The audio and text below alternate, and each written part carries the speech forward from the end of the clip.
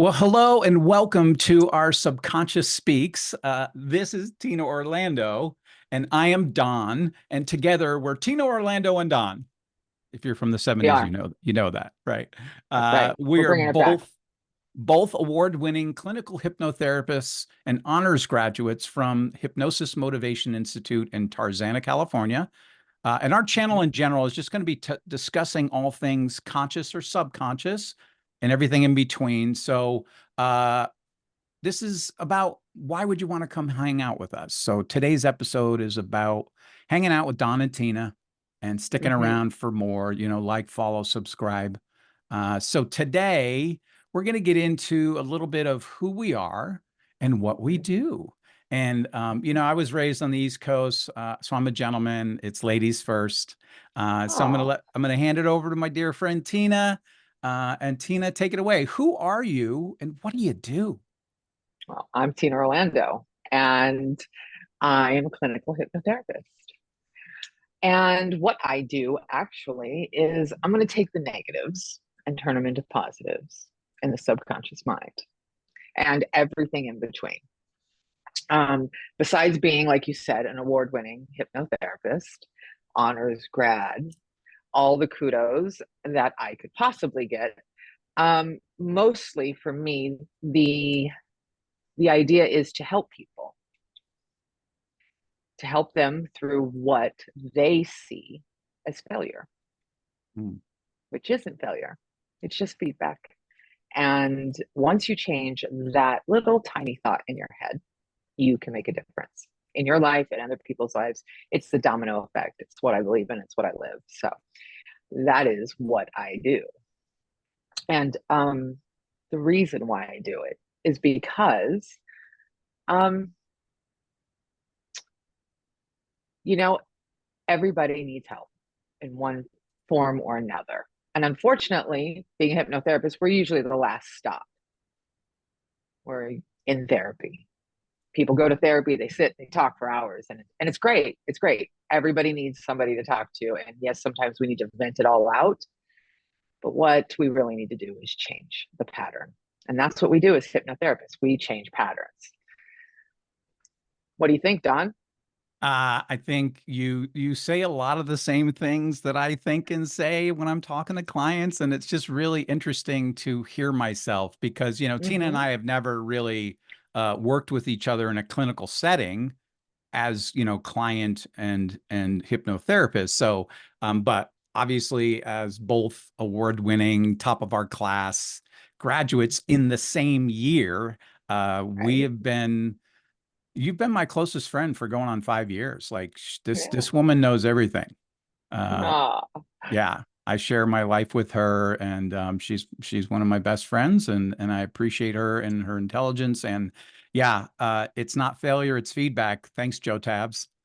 absolutely.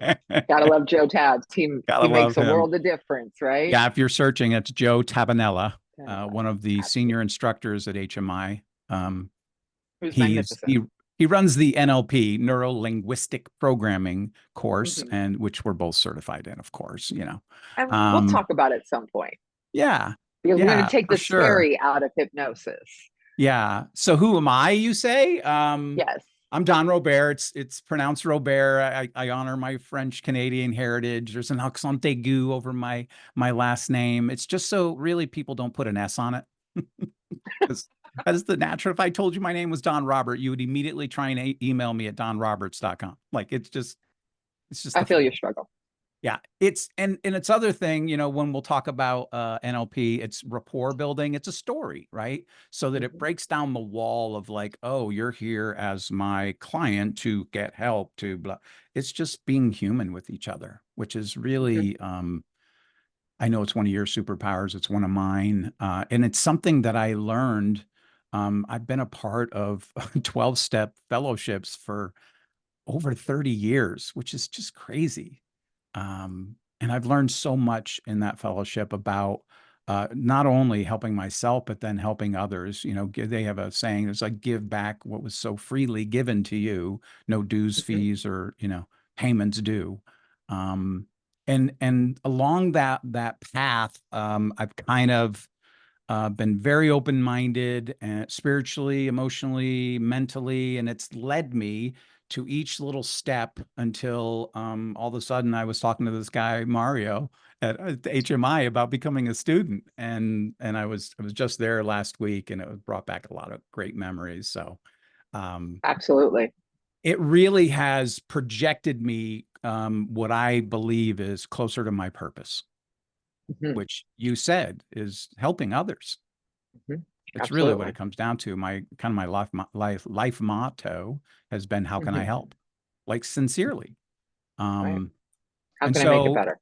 like you, I help others, break free really Mm. from their limiting beliefs, their obsessive, painful patterns and loops. I love helping people healing their inner child. I help a lot of people quit smoking, and a lot of stress and anxiety out there. Hypnosis and hypnotherapy is so effective and so Hmm. wonderful to give people some peace of mind. And it's so much It's a, more. I mean, there's so many things we can talk about and will, the power of hypnosis. So let's start there. I know that this is kind of more of an intro why you want to hang with us, but I feel like we'd be doing a disservice in one of these first episodes to not talk about what the hell is what this is thing it? called hypnosis. So let's start Right. there, and then we can talk about hypnotherapy as well. But Okay. what are your thoughts on this thing, hypnosis? My thoughts are everybody should do it. And it's a wonderful tool. It's the best 20 minutes, 30 minutes, maybe sometimes 40 minutes, depending on client and what you're working on. But I think it's the best 40 minutes of your day.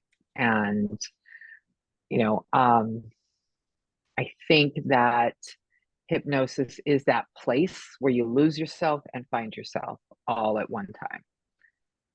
And when you actually are in that moment, you can see where you need to go in more of a universal way. Like you can feel where you need to go more than being told where you need to go. Like you just know it. It's that moment where you know the truth for you. That's what I find hypnosis to be best described as. It's not get out. It's not, the crazy things you see on stage. Yes, that is part of it. That is something you can do, but it's not what we do.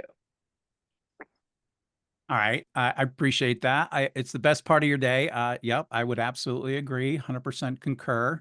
Do you Um, want a more technical answer? no. Hey, listen, Okay. we're just this is not scripted, folks. This is just she and I just kind of bouncing off of each other.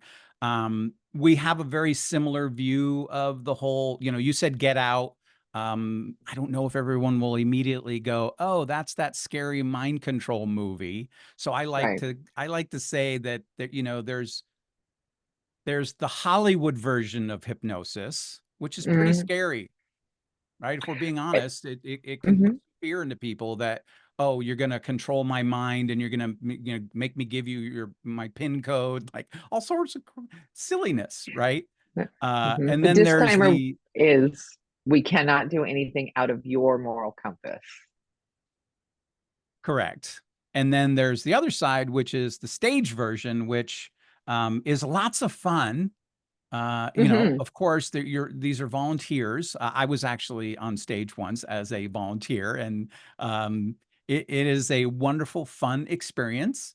And the thing that I want to talk about a little bit is that they both use something called suggestibility to achieve the Hollywood version of the control over someone, and the Mm-hmm. stage version, which is a slighter variation of control, which is to, make someone think that they're so fantastic they'll dance like, Britney Spears. And then the next thing you know, there they are on stage dancing away. Uh, Mm-hmm. and fully awake, Oops. by the way. They're not like in some trance where they don't know how to think or talk or act. They're just they're just suggestible. They're very suggestible.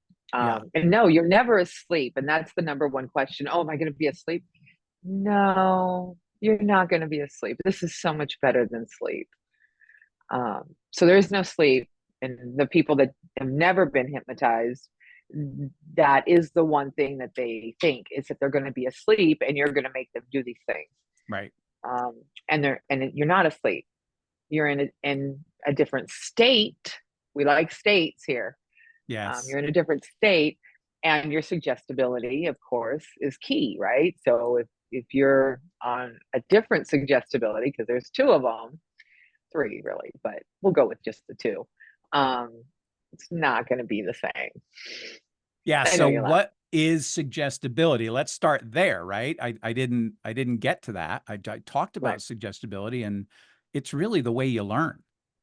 Absolutely. And as Tina just mentioned, there's two very specific ways, direct or indirect. And Hmm. then, we can talk about examples of that, but there was something else that you said that got my brain thinking, man, everything you say makes me think. I love it. That's why I love you. I do love you. uh, Uh, but I can't think of it now. So it'll come back if it was meant to be. But suggestibility, I am never suggesting to someone something outside of what they want to accomplish. Like, I'm not gonna tell somebody that they're gonna do this or that. It comes from within. mhm. Absolutely. It's I remembered what I wanted to say. You said state, right? And it's a deep, so hypnosis is a deep, focused state Yes. where you're completely aware of what's going on and around you. If you had to get up and answer the door, you could, and you could come right back and go right back into state. There is no That's true. control here whatsoever. So No. I really wanted to hit on that just because I know there's some listeners that are just waiting on bated breath. Okay, tell us already. What the hell is hypnosis? We're like, well, it's not this and it's not that. And it's like, We're going to tell you what it's not first. It's not scary. It's not yeah, Hollywood. It's it's, not, the mind control. It's not those things. yeah. Um, it is that deep state. We're not going to do anything out of the moral compass of yours or mine, because we are ethical beings. We are here to serve and to help, and that would not be helping anyone. Mhm. Yeah. Um, you know, so suggestibility, hypnosis. So Um, hypnotherapy, how does that work, right? It's got that, that T word in there, therapy. So are we talking? Are we like, am I zoned out all the like what tell me a little bit about what hypnotherapy is. well, hypnotherapy is very similar to regular therapy, meaning you're going to talk a Talk therapy. little bit of Talk therapy. talk therapy. Um, so you are going to talk a little bit because we ought to know what to do and where we're going to go with this. Um, and sometimes people really need to just say the stuff, right? Mm, But I find that some people, once they start in and the train's going and they're talking and talking and talking, they've worked themselves back into the trauma of whatever it is, which is not something we want to do. We don't want to re traumatize ourselves weekly by talking about our problems weekly without solving any problems weekly. For the inferential out there, that's for you. yeah.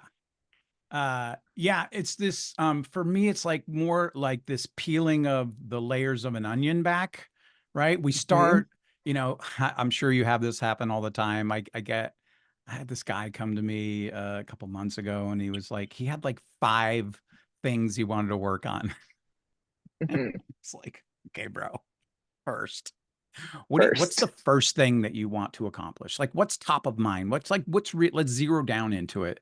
And so part of, as Tina was saying, right, the talk therapy part is zeroing down into that which people really want to achieve and accomplish, right? Because without a Mm-hmm. very specific target and goal in mind, we're just kind of rambling and walking around no man's land. Mm-hmm. So we started at one, and that just kind of went layer and layer, and I am a feverish note taker in my sessions. I am constantly writing down keywords and phrases that the client says, because the most powerful suggestions that I use ever, and I'd like to hear your opinion on this, is something that you've said in the cognitive portion of the session. Absolutely. Yeah. Absolutely. They will say something and I'll write that down, and that's the anchor for it. My favorite is when they are at a loss of something, and then it pops in their head. They're like, "Oh, wait. Everything always works out for me." I remember Mm. that. Everything always works out for me. And so now they're consciously saying it. So of course we have to, put that into the subconscious a little deeper sometimes. But it's interesting to hear it come back out there. So they start restating their own mantras or their own statements of affirmations, or the positive statements that they make.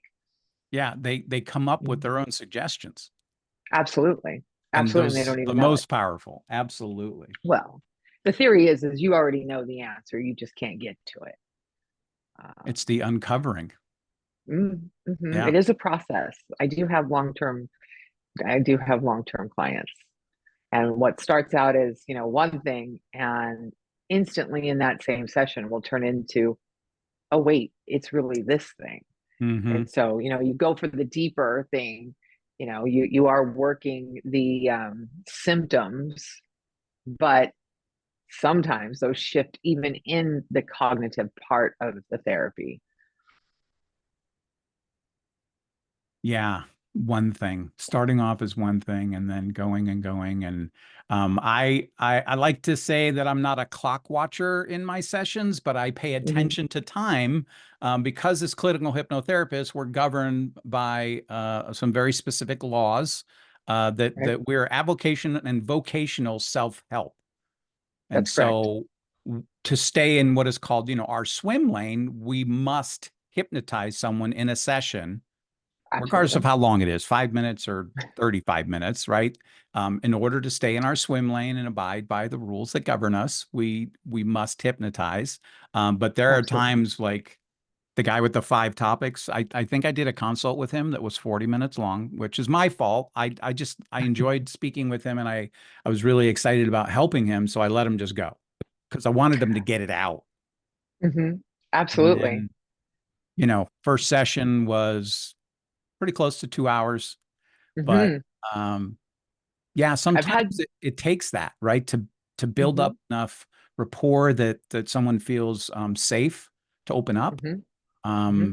Because the opening up, right, is the literal physical and literal peeling back of the first layer of the onion that gets into the deeper stuff that now we've taken notes, we've used our yellow highlighter to highlight some keywords and phrases so that for the next session, right, or in that session that we can um, use these affirmations and these affirming statements that they've come up with out of their subconscious speaking plug Hmm. because our Because it does. subconscious speaks, It just Tina. speaks. I mean, It it does. really It does. does. This is why Yes. it's called that. It is Yes. speaking. The problem is that people don't generally listen to themselves.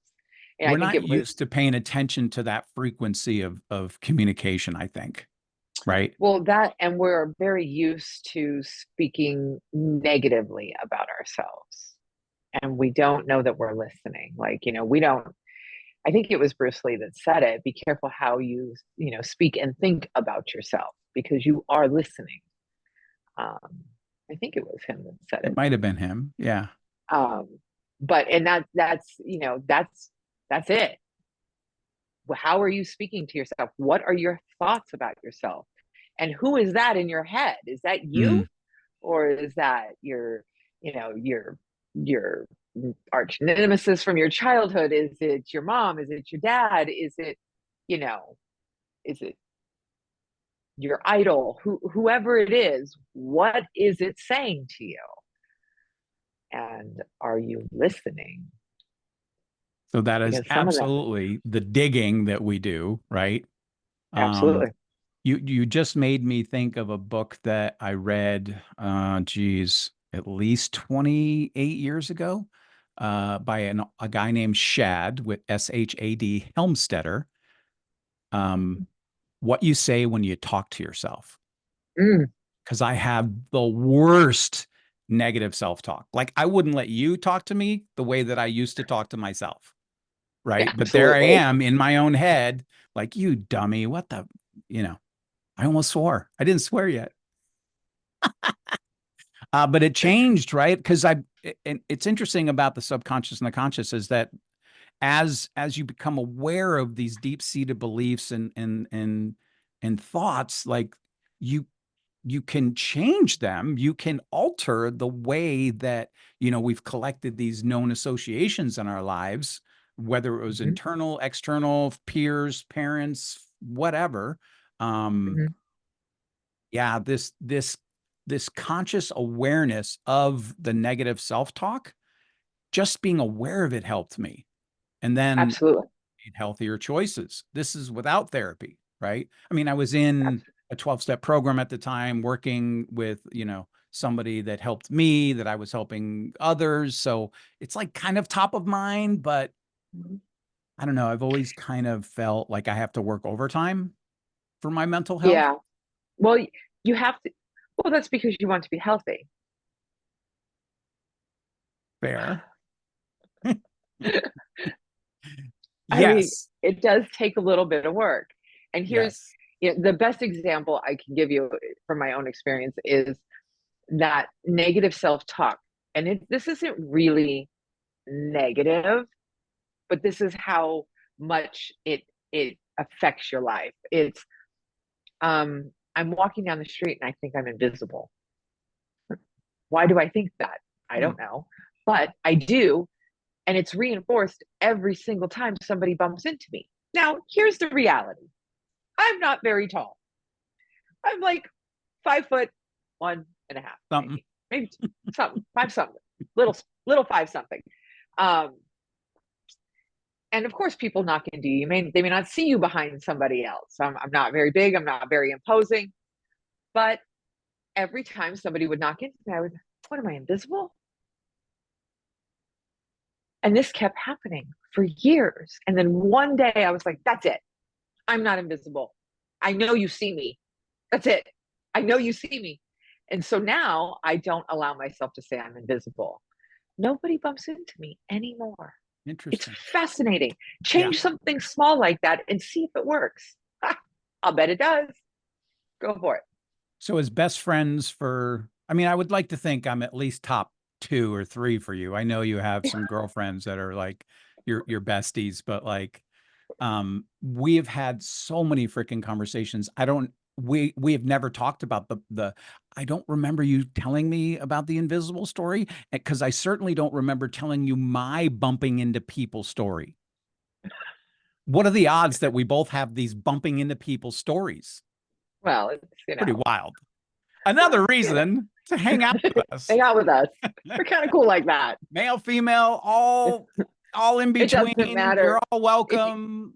Anyone on the yeah, spectrum of the absolutely. binary, everybody's welcome here. Just let's Come and just be hang out. clear about that. So here it is. Absolutely. I had this I had this horrible experience of people always bumping into me. Are And you it repeating my story? no, but it wasn't because I felt I was invisible. It was, I mean, later, right? With hindsight, it's always 2020. So when you look back and you go, oh, people were bumping into me because I was walking around with a chip on my shoulder about just people in general and humanity. And when you're walking around angry, that you're a magnet. I believe I'm a magnet, good, Absolutely. bad, or indifferent. I think we're all magnets. We attract to ourselves that which we desire. And so I was a very angry guy for a long time, and like Mhm. it finally dawned on me when I was able to kind of deal with that anger that guess what happened magically? People stopped bumping into me. See? Because you Yeah, stop saying that mantra.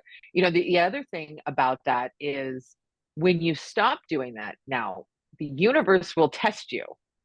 So somebody might bump into you, and then it's about your reaction. So I'm also where it's consciously aware of people heading in my path, and I don't have to hold fast on my path causing the bump. I can sashay. sachet. Yes, absolutely. Yeah, it's kind of like not letting somebody in on the freeway. Like what is that? It's like, who Well, it's cares? anger. We're all getting there. Don't worry about it. Yeah, Yeah. well, that's, we're talking Easier about said it in than fun. done at We're talking times. about you're Yeah. dipping into inner child stuff. So, Yeah. um, but That's another absolutely, episode. absolutely, absolutely, that inner child is a big, loud disruptor Yeah. that needs a It's lot a of huge attention. driver. Yep. So, Absolutely. I want to go back to suggestibility just for a minute. Like, so where does this whole we talked about, we didn't really, like you said there's two, maybe three, right? And then I said direct and indirect, but we didn't explain it very much. So, suggestibility has so much to do with this whole idea of hypnosis and hypnotherapy. Can we take a minute and just kind of go into that a little bit more specifically? I'd like to Mhm. hear your thoughts because I know mine. You know your thoughts. I mean, I they mean, don't, but they will soon. I'll they take a will. turn, but You'll I tell them. I want to hear your Absolutely. thoughts. I mean, suggestibility is created, um, primary caregiver, right? So that's how we learn. It's life, it's survival. That's usually mother, or if you can see father as primary caregiver, just depends on who you are. But it's the primary caregiver. That's where we learn how we learn. We learn from them. That's the beginning of your suggestibility right there, right? Right. So, yes, Okay. I'm going to 101 it down a little from, Okay. this You higher can do that. level of, yeah, this is why this is why you want to hang out with us, because we have the same information in our brains. We just Mhm. maybe talk about Say it it, see differently. it, or think about it a little bit differently. So it gives you two Well, incredible minds talking about the same thing from maybe a different lens at any different given time. So well, yes, actually, hold on. Wait a minute. Actually, we're saying this.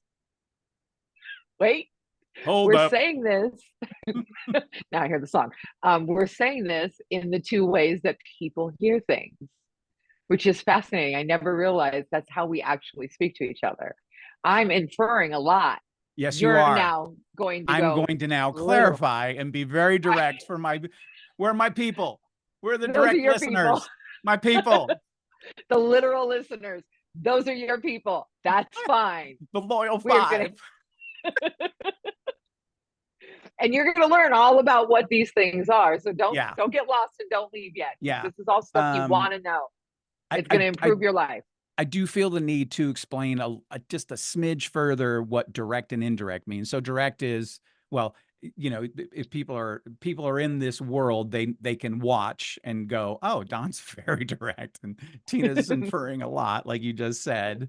Absolutely. Direct is like, uh, I will go do this if you don't do that. That is very direct. Like my Mm-hmm. mom was direct and indirect, more direct than indirect, but she would also infer, like, wait till your father gets home. Thanks, The babe. hell does that mean? Push it off on somebody. Push it off on the emo.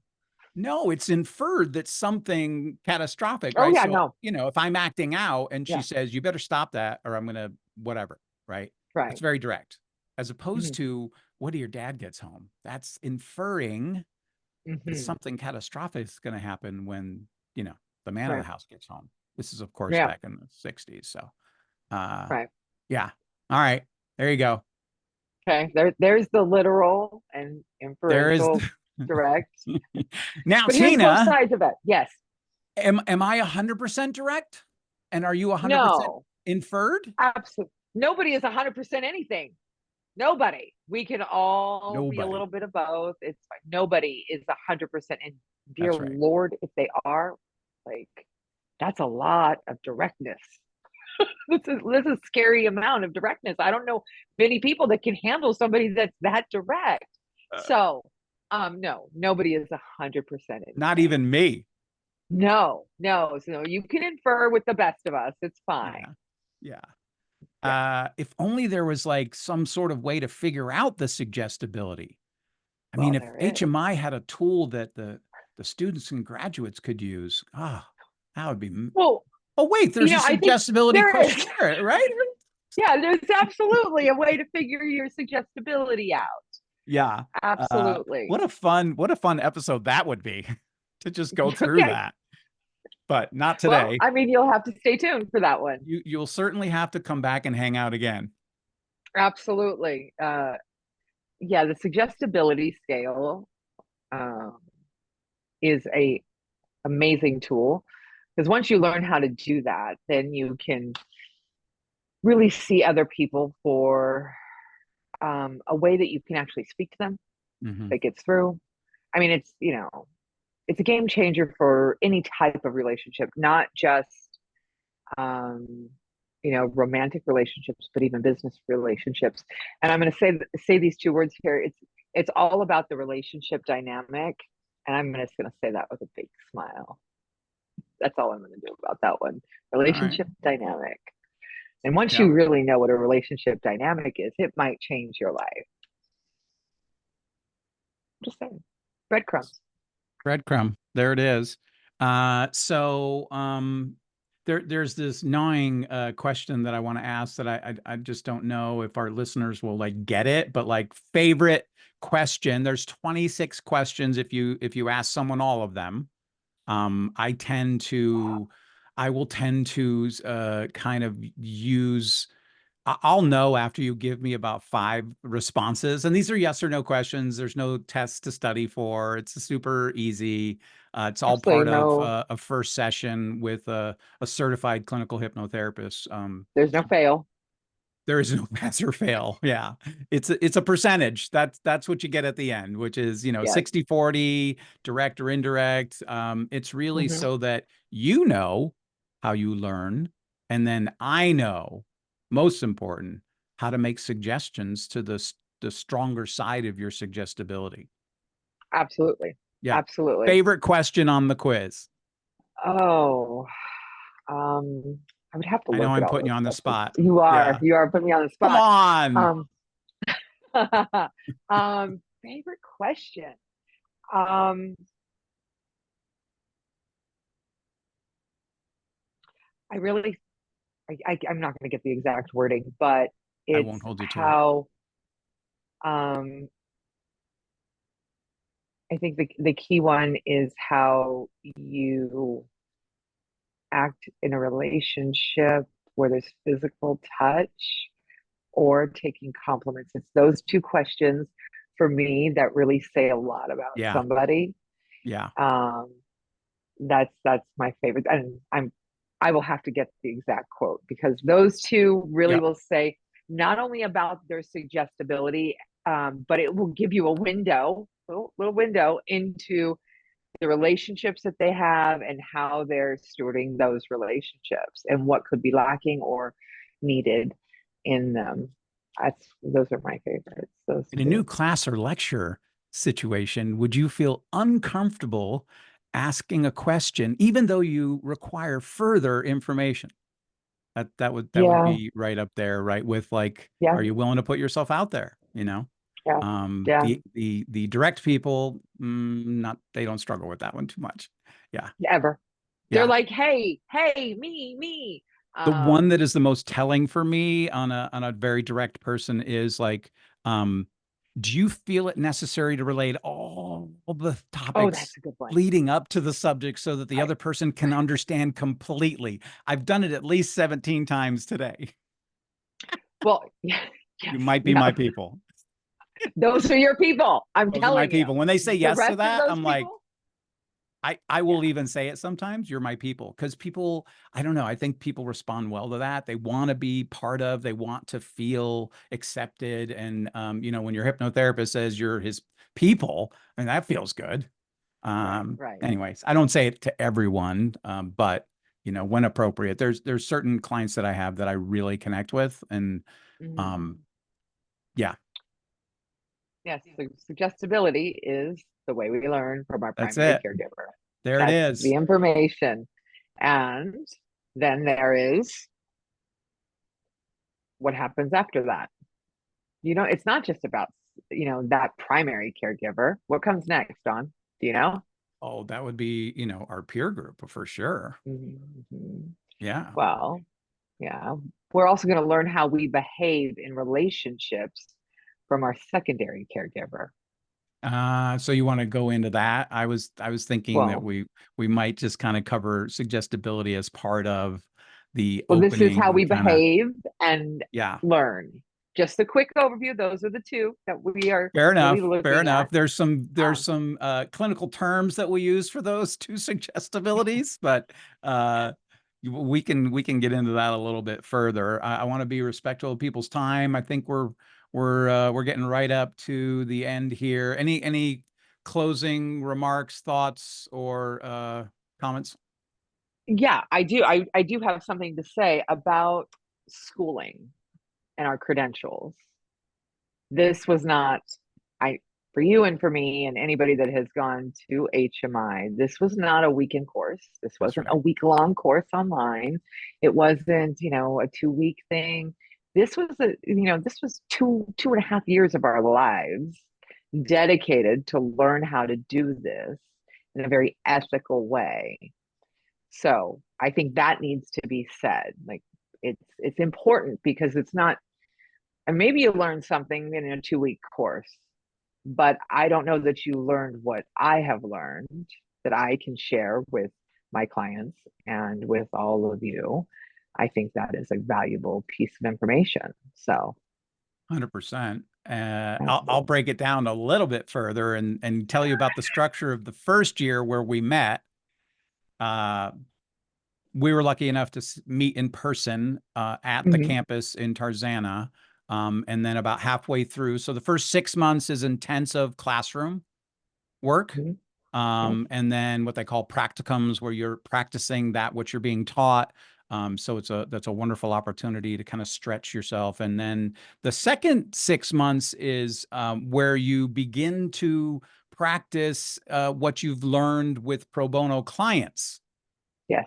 And I don't know of any other institution that does that No, other and than matter of HMI. fact, when we were there and it flipped over to COVID and we were all of a sudden online, I don't know how many pro bono clients I saw, but it was double, triple the number of what previous years had seen due to COVID and all the angst Yeah. and uncertainty at the time. So we did get a lot of practice in.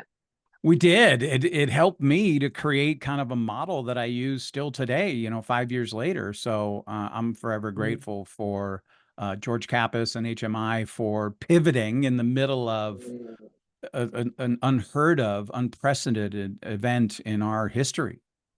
Absolutely. Shelter in Absolutely. place. Huh? What? What's that What? mean? What do you mean? Huh? You Like, want me to stay home? don't leave my house?